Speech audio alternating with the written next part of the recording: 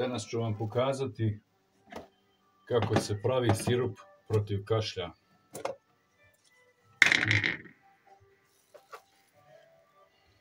Džumbir, ginger, ingver, onion, luk,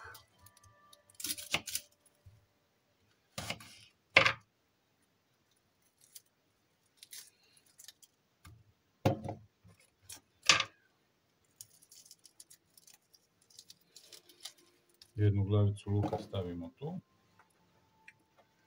citronensaft, limunov sok,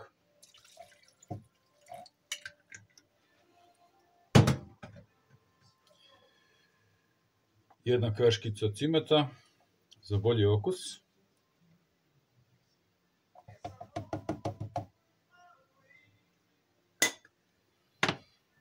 i naravno med.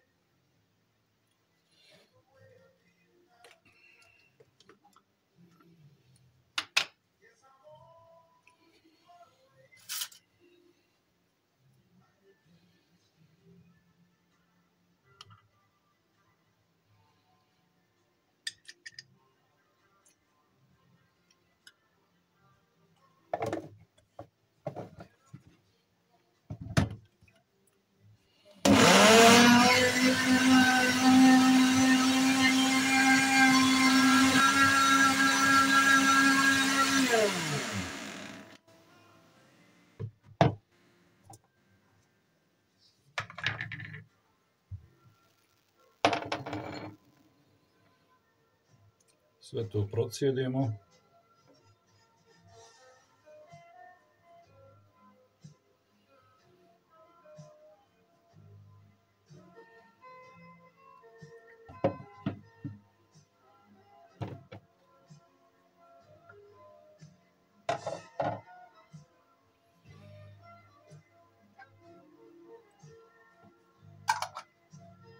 I dobili smo jedan sirup odličan protiv kašlja.